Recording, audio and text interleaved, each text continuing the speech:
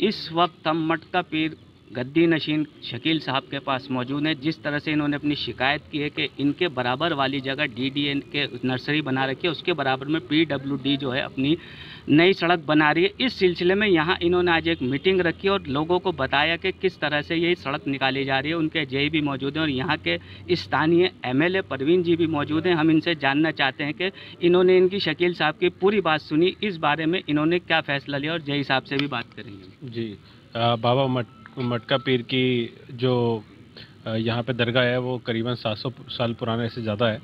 और यहाँ पे तमाम लोग जो ज़ियारत करने आते हैं और पूरे देश भर से, पूरे दुनिया भर से लोग जो है यहाँ बाबा का आशीर्वाद लेने आते हैं। और जिस कारण से तमाम बसों से और जो उनके पास साधन रहता है, तमाम जो उसके समय में लोग आते हैं। उस दौरान जो है उन सारे ज़ियारतीन जो हैं उनकी सुविधा के लिए उनको किसी तरीके कोई समस्या ना जाए, उसको प्रॉपर पार्किंग मिले। जी जी। ये सारी समस्याएं जो है वहाँ पे शकील जी ने उठाई और तमाम जो है दरगाह के सारे जो इम्पोर्टेंट लोग हैं उन तमाम लोगों ने ये समस्या हमारे सामने उठाई। हमने यहाँ पे पीडब्ल्यूडी के ऑफिसर को बुलाया।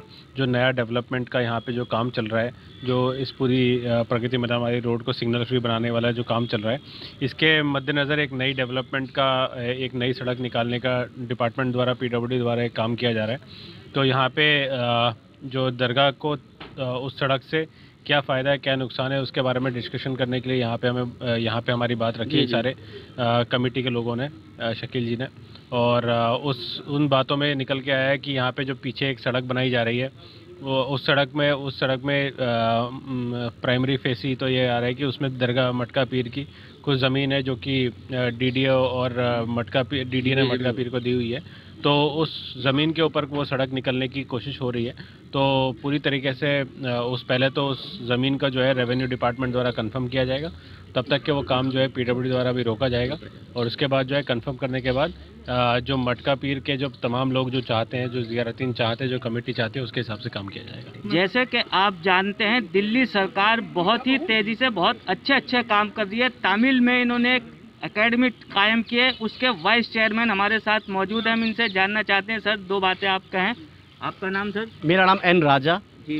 तो आप कुछ इस पोस्ट के लिए बनाया गया और इसके बारे में क्या क्या ये आप क्या आगे करेंगे, बताएं थोड़ा सा। देखिए, तमिल एकेडमी, मैं तो पहले धन्यवाद करूंगा दिल्ली के मुख्यमंत्री और उप मुख्यमंत्री जी का, अरविंद केजरीवाल जी का और मनीष सिसोदिया जी का।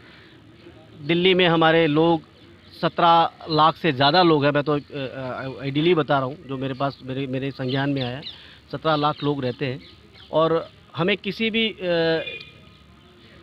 जो पार्टियां तो नहीं कह सकता मैं, किसी भी सरकार ने कोई मान्यता नहीं दी कि भाई यहाँ पे ये लोग रहते हैं। बस चुनाव में वोटों के लिए लोग करते थे, लेकिन ये एक पहली सरकार ऐसी बनी दिल्ली में अरविंद केजरीवाल जी की, जिन्होंने हमें एक खड़े होने का एक प्लेटफॉर्म दिया। अच्छा, जैसे अभी हमने यहाँ देखा कि इन्होंने मीटिंग रखी थी भाई शकील ने, शायद आपको मालूम हो कि जो डीडीए और ये जो पीडब्ल्यूडी सड़क निकालने के सिलसिले में अभी एमएलए जी आए थे और उन्होंने कहा है कि फ़िलहाल इसे रोक दिया जाए, आगे देखेंगे क्या मसला है। तो इस बारे में दो बातें कहें। देखिए, शकील भाई ने भी बताया, हमें भी बताया, हमें भी बुलाया है, हमें बुलाया कि भाई ऐसी एक समस्या है, क्योंकि ये बहुत ही ऐतिहासिक जगह है ये, और यहाँ पे लोग लाखों की संख्या में आते हैं जब हमारा ये पर्व होता है। तो यहाँ पे एक बहुत बड़ी समस्या है पार्किंग की, भाई जी बता रहे थे। तो सरकार का एक दायित्व बनता है कि इस चीज़ों को सुने और उसका जो सल्यूशन होगा, जो उसका रास्ता होगा, वो समाधान निकालेंगे। बिल्कुल। और इसी उसमें आज हमारे विधायक जी और हमारे चेयरमैन साहब आए थे, और सैफी साहब, हमारे तमाम यहाँ पर जितने भी हमारी कमेटी के मेंबरान हैं वो यहाँ पे तशरीफ़ लाए और उन्होंने ये बातें सुनी और आदेश भी दिया सरकारी जो डिपार्टमेंट जो जितने लोग थे कि भाई आप इसको अभी ना करें और इसको हम एक बार सलाह करके बैठ के उसके बाद इसका एक उचित रास्ता निकालेंगे। अच्छा भाई सलीम, आप बताएं, ये जो है कितने दिन से जो नर्सरी है और इसमें जो जैसे एमएलए साहब ने रोक लगाई है, तो इस सिलसिले में आपका क्या कहना है? 40 साल पहले इन्होंने कब्जा किया था डीडीए ने, और आज तक ये कब्जा करे बैठे हैं। कोई इनका औचित्य नहीं है, कुछ नहीं है। ज़मीन दरगाह की है, दरगाह की ज़मीन बहुत सारी थी पहले, तो ये कम होती चली गई। अब ये खामा बैठे हुए हैं कोई मतलब नहीं है इनका डीडीए वालों का। जी, जैसे भी भाई शकील ने बताया था कि इन्होंने कब्जा किया हुआ पीडब्ल्यूडी वाले सड़क बना रहे हैं, और जबकि सड़क बनाना नहीं चाहते उसके बावजूद भी सड़क बना रहे हैं। हालांकि एमएलए साहब ने रोक लगा दी है। तो इस बारे में जैसे भाई शकील ने कहा, अगर वो उनके पास कोई लिखत में नहीं है, कुछ नहीं है, तो आगे कहाँ तक आप जाएंगे, जैसे कोर्ट में, या क्या कार्रवाई करेंगे? नाजायज तो होने देंगे नहीं हम, क्योंकि दरगाह की ज़मीन है, दरगाह के वक्फ है, तो दूसरे लोग कैसे इसको इस्तेमाल करेंगे भाई? बिल्कुल, तो दरगाह की काम आनी चाहिए। आपसे भी दो बातें जानना चाहूँगा कि जैसे ये भाई सलीम ने बताई है, आप थोड़ा इधर आएँ, तो दो बातें आप भी बताएं, क्योंकि आप ये बड़े हैं, आप भी हैं, आप सब मिलकर काम कर रहे हैं, सब लोग मिले, तो आप बताएं कि ये जो इन्होंने एमएलए साहब ने आज रोक लगाई है, आप इससे कितने मुतमईन हैं और आगे क्या करने का इरादा है? देखिए, एमएलए साहब ने बहुत अच्छा किया, तुरंत प्रभाव से इस काम को रुकवा दिया, क्योंकि जब तक काम रुकेगा नहीं तो सॉल्यूशन कैसे निकलेगा। और सॉल्यूशन ये है कि इन लोगों के पास कौन सी गलतफहमी है, कौन सी परमिशन लेकर के आए हैं, क्योंकि इनको जब काम करने दिया जाता है तो ये ग्रीनलैंड हट जाता है बिना किसी पेपर के, और जब हम मांग करते हैं तो ग्रीनलैंड बोल करके हमें साइड में कर दिया जाता है पिछले 25-30 सालों से। तो हम पहले वेट कर रहे हैं, देखते हैं कि ये लोग इसमें कौन सा पेपर हमारे सामने पेश करते हैं या क्या पेश करते हैं, उसके बाद इंशाल्लाह। वैसे तो कोर्ट में मामला है, हाई कोर्ट के अंदर ये अभी ये इसमें तो इन्हें नहीं जाना चाहिए। और जैसे कि इन्होंने ईंटें वगैरह रख दी हैं, तो विधायक जी ने ये भी कहा है कि आप इनके ऊपर कंटेम्प्ट लगाइए, अगर ये अभी कोर्ट का उल्लंघन कर रहे हैं तो हम लोग बहुत जल्दी कोशिश करेंगे इनके ऊपर कंटेम्प्ट लगाएंगे। भाई शायद आप कुछ कहना चाहेंगे? जी, देखिए, जो चीज़ गलत हो रही है उसको रोका जाए। विधायक जी ने बहुत अच्छी बात करी कि उसको तुरंत रुकवाया, और आगे जो दरगाह के फेवर में काम होना चाहिए पब्लिक के लिए, वो होना चाहिए। इस वक्त हम मटका पीर पे गद्दी नशीन के साथ मौजूद हैं। हमारे सिलसिले में जैसे इन्होंने भाई शकील ने भी अंदर अपनी बात रखी कि किस तरह से डीडीए ने हमारी सड़क ली और पीडब्ल्यू को दे रहे हैं। हमारे साथ ये भाई कयूम जुड़े हुए, इनसे जानना चाहते हैं कि आखिर ये मसला क्या है। जैसे कि विधायक जी ने कहा है कि भाई हम इस जगह को जो है देखेंगे, रेवेन्यू डिपार्टमेंट से बात करेंगे, उसके बाद फिर देखेंगे, फिलहाल इस जगह को सड़क बनाने को रोक दिया गया है। असल में मैटर ये है कि ये एक ऐतिहासिक दरगाह है, 800 साल पुरानी करीब है, और यहाँ पर लाखों ज़ायरीन आते हैं। हमने उनकी आवाज़ उठाई, हमारे वालिद साहब वगैरह ने भी इसकी आवाज़ उठाई, लेकिन डीडीए हमेशा हमसे एक बात कहता था कि ये ग्रीन लैंड है, हम आपको ये सुविधाएं नहीं दे सकते।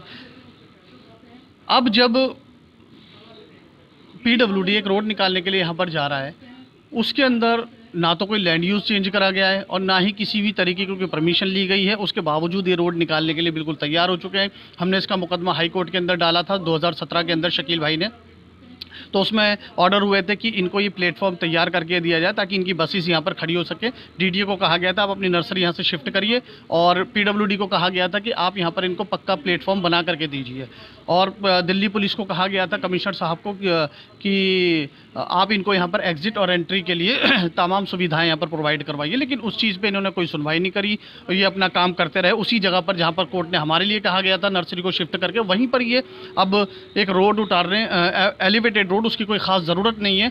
इन्होंने हमारी जो लाखों लोग आते हैं बसों के माध्यम से, उर्स कमेटी के ज़रिए से, दिल्ली सरकार ये जानती है, और इन्होंने उसके बारे में कुछ सोचा नहीं, बस इन्होंने अपना काम करना शुरू कर दिया है। और हमने कई डिमांड करी, हमने हाई कोर्ट में दोबारा से इसमें अपील 2019 के अंदर डाली है, जिसके ऊपर स्टे हो चुका है, लेकिन ये किसी स्टे को अभी मानने के कवायद में लग नहीं रहे हैं हमें, और ये अपने काम को करने में लगे पड़े हैं। हमने विधायक जी से बात की, हमने इसमें केजरीवाल जी को भी लेटर लिखा है और एलजी साहब को भी लेटर लिखा है कि इस काम को संज्ञान में लेकर फौरी तौर पर रोका जाए। ऐतिहासिक टीला है ये, यहाँ पर टीले को बहुत ज़्यादा नुकसान पहुँच रहा है, लेकिन अभी देखते हैं। एमएलए साहब ने फ़िलहाल तो कह दिया कि अभी इस रोड को ना बनाया जाए जब तक कि हम इसमें पूरी डिमार्गेशन ना करवा लें, तब तक के लिए इसको रोका गया है। जैसे बता रहे थे कि टीला मिट्टी का है, 2-3 बसें एक साथ गुजरती हैं तो हिल जाता है, तो कम से कम पहले इसको मजबूत तो किया जाए। इस बारे में आप क्या? जी हाँ, इसकी तरफ से अभी तक कोई मजबूती नहीं की गई है। हमारे पीछे से एक दीवार गिर भी गई थी, जिसको हमने डीडीए को लिखा कि ये दीवार गिर गई है और ये दीवार आप ही ने कभी बनाई थी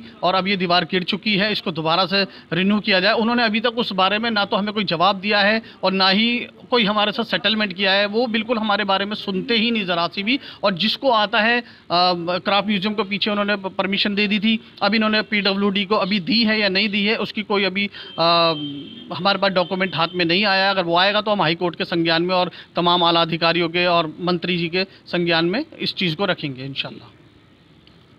देखिए, ये थे यहाँ के ज़िम्मेदार गद्दी नशीन कयूम साहब। इन्होंने ये बताया जिस तरह से भाई शकील ने कहा है कि ये इसके दरगाह के बराबर वाली जगह जो कि वक्फ है, पहले उस पर डीडीए ने कब्जा कर लिया था, नर्सरी बना ली थी। हालांकि वो लिखत उन्हें दे चुके हैं कि इसको काम किया जाए। उसके बावजूद पीडब्ल्यूडी को ये सड़क निकालने के लिए दे दी, जो कि ये वक्फ की जगह है और इस सिलसिले में इनका मुकदमे भी चल रहा है। यहाँ इन्होंने आज एक मीटिंग रखी और इसी मीटिंग में स्थानीय एमएलए और बहुत से निवासियों ने, जो इलाकाई लोग थे, उन्होंने जिम्मेदार लोगों ने यहाँ पे शिरकत की और फिलहाल एमएलए साहब ने ये कहा है कि अभी पीडब्ल्यूडी इस सड़क को रोक दे।